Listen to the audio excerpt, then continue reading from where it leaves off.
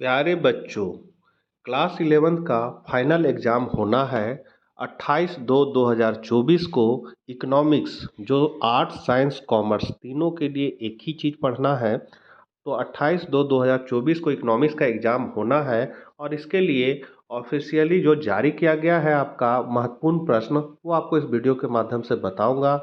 Channel पर आप पहली बार हैं तो सब्सक्राइब कर ले, क्योंकि महत्वपूर्ण प्रश्नों की जानकारी आपको इस चैनल के माध्यम से मिलती रहेगी। और वीडियो को शेयर करना ना भूलें। तो चलिए हम लोग आज कुछ नया सीखते हैं। आपका पहला क्वेश्चन है कि आर्थिक क्रिया को व्यष्टि और समष्टि में किसने बांटा। तो रैगनर फ्रिश ने व्यष्टि और समष्टि में अर्थशास्त्र को बांटा था, आर्थिक क्रिया को। और ये व्यष्टि समष्टि जो है आप 12th क्लास में पढ़िएगा। दूसरा क्वेश्चन है सांख्यिकी के जनक कौन है। तो सांख्यिकी के जनक जो है वो गॉटफ्राइड आकेनवाल है। कहीं कहीं एचेनवाल भी लिखा रहता है, तो इनका पूरा नाम हो जाएगा गॉटफ्राइड आकेनवाल।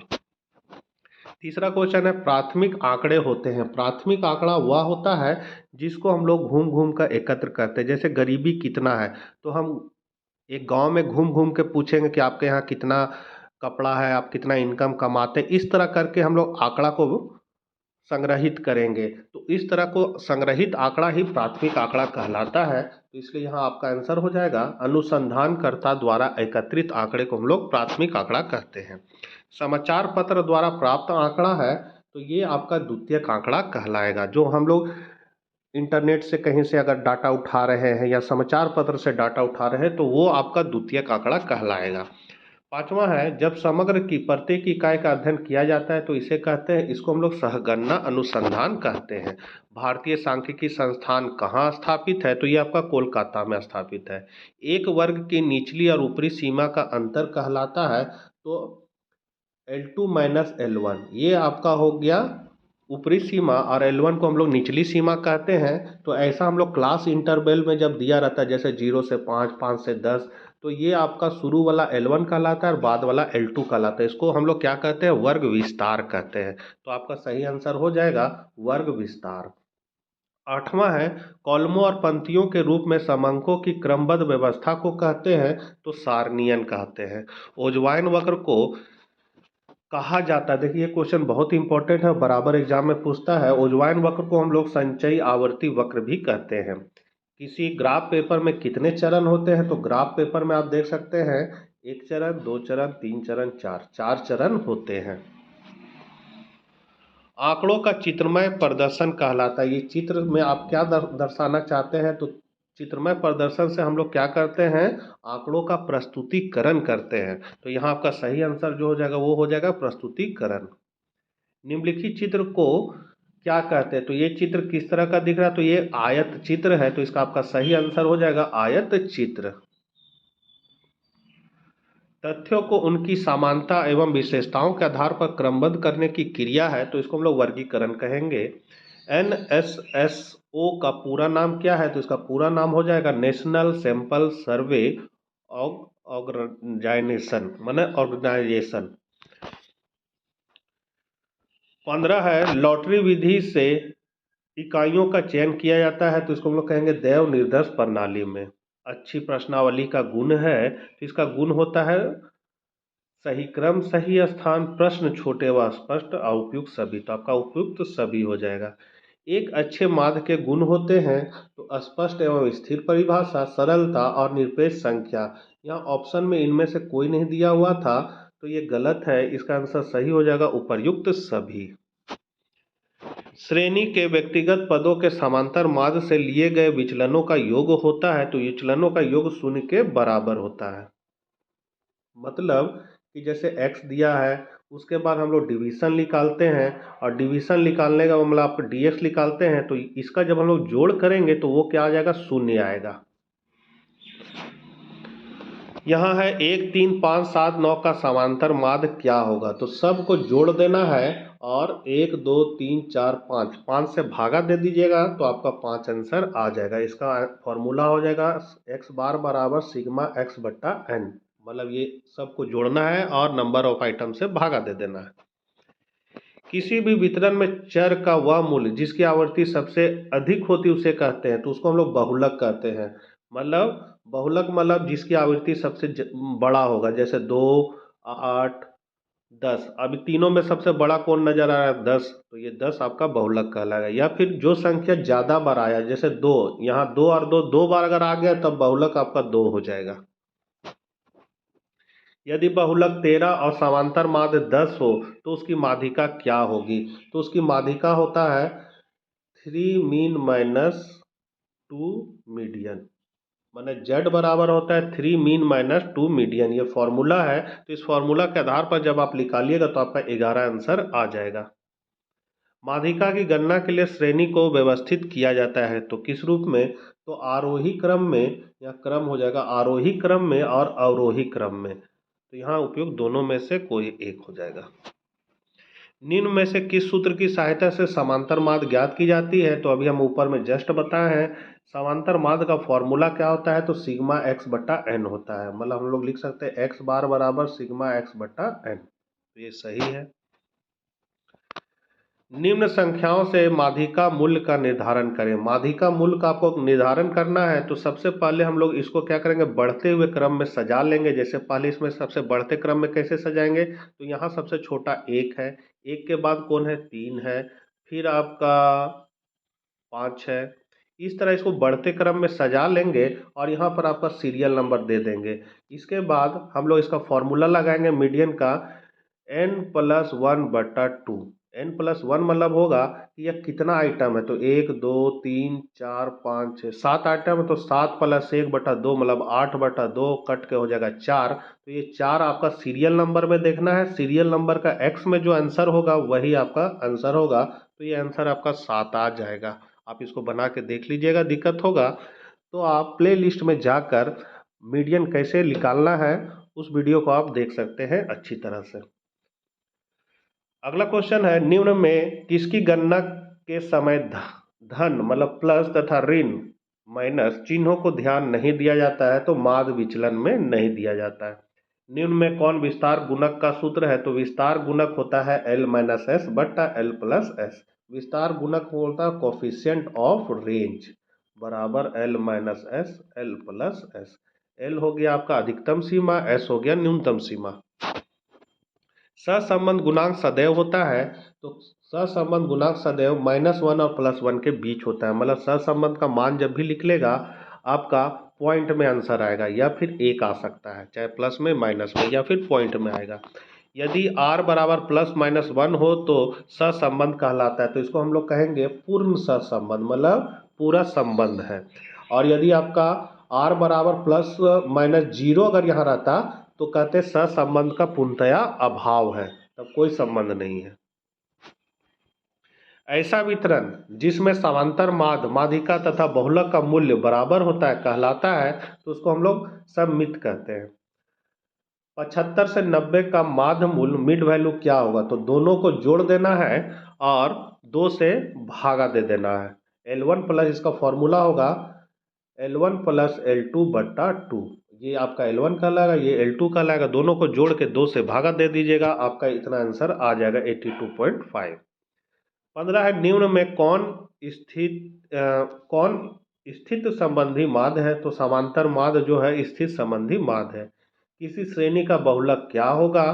तो इसमें बहुलक आपको ज्ञात करना है, तो बहुलक ज्ञात करने के लिए क्या करना होगा? इसका हम लोग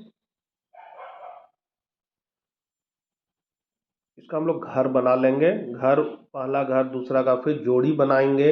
आप प्ले लिस्ट में मोड कैसे निकालते हैं प्ले लिस्ट में दिया हुआ है, आप वहां जाके मोड को देख लीजिएगा कैसे निकालते हैं। ये आपका व्यक्तिगत श्रेणी का प्रश्न है और इसका आपका आंसर जो आएगा वो 30 आएगा।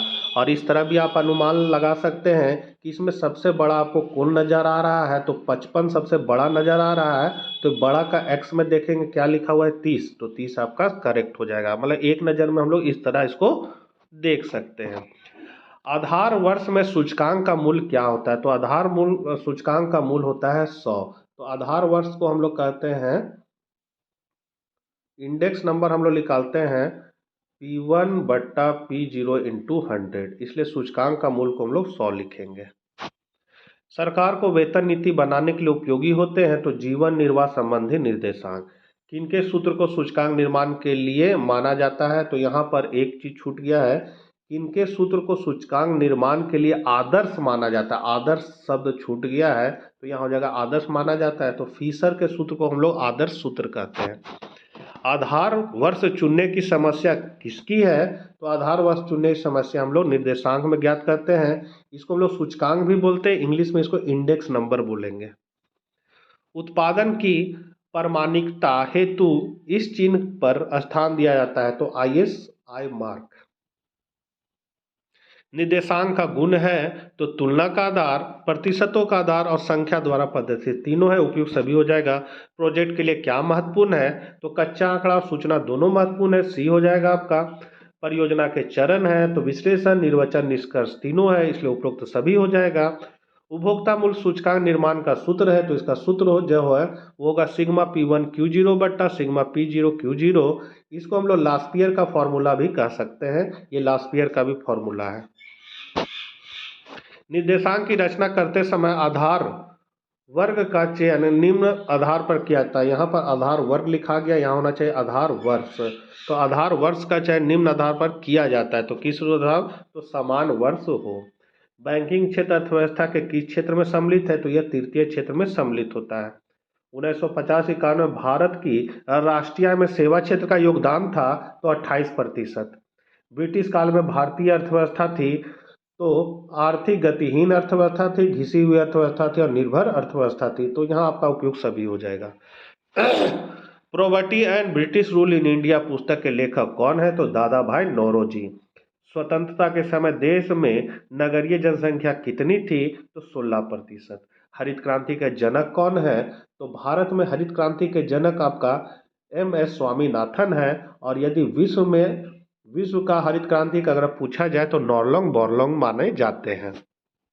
निम्नलिखित में कौन सी नगद फसल है? तो कपास आपका नगद फसल है। नगद फसल मतलब होता है जिसको हम लोग बेचने के उद्देश्य से उत्पादन करते हैं। स्वतंत्रता के बाद भारत में कौन सी आर्थिक व्यवस्था अपनाई गई? तो मिश्रित व्यवस्था को अपनाई गई थी। यह क्वेश्चन रहेगा कि भारतीय अर्थव्यवस्था कैसी है? तो मिश्रित अर्थव्यवस्था। ये क्वेश्चन 12th क्लास इकोनॉमिक्स में आया था। नीति आयोग के अध्यक्ष कौन होते हैं? तो नीति आयोग के अध्यक्ष जो है वो प्रधानमंत्री होते हैं। पहले इसका नाम योजना आयोग था, जिसको बाद में बदलकर नीति आयोग कर दिया गया। भारत की दूसरी योजना की अवधि क्या है? तो 56 से 61 जो है वह द्वितीय पंचवर्षीय योजना का कार्यकाल है। किसान क्रेडिट कार्ड योजना किस वर्ष में आरंभ की गई? तो 1998-99 में। नाबार्ड कब स्थापित हुआ बच्चों? ये क्वेश्चन बहुत इंपॉर्टेंट है। तो नाबार्ड आपका 12 जुलाई 1982 को स्थापित किया गया। इस क्वेश्चन को बढ़िया से देखिएगा, बार बार पूछता है। क्षेत्रीय ग्रामीण बैंक की स्थापना हुई थी तो 1975 में। श्रम बल एवं कार्य बल का अंतर होता है बेरोजगार श्रम। शहरी क्षेत्रों में मुख्यतः पाई जाती है तो खुली बेरोजगारी। कृषि क्षेत्र में किस प्रकार की बेरोजगारी पाई जाती है? तो छुपी बेरोजगारी पाई जाती है, मतलब काम करता हुआ नजर रहे आएगा लेकिन उसका उत्पादन में कोई योगदान नहीं रहेगा, उसको हम लोग छुपी बेरोजगारी कहते हैं। भारतीय संसद द्वारा राष्ट्रीय रोजगार गारंटी अधिनियम कब पारित किया गया था? तो 2005 में। इसको हम लोग, इसका नाम अब चेंज करके कर दिया गया महात्मा गांधी राष्ट्रीय रोजगार गारंटी अधिनियम कर दिया गया है, मतलब मनरेगा। इसको हम लोग शॉर्टकट में मनरेगा बोलते हैं। तो महात्मा गांधी राष्ट्रीय ग्रामीण रोजगार गारंटी योजना का आरंभ हुआ तो 2006 में। ट्राइफेड की स्थापना अगस्त 1987 में। तिलहन उत्पादन का प्रोत्साहन किससे संबंधित है? तो येलो रेवोल्यूशन से, मतलब पीली क्रांति से।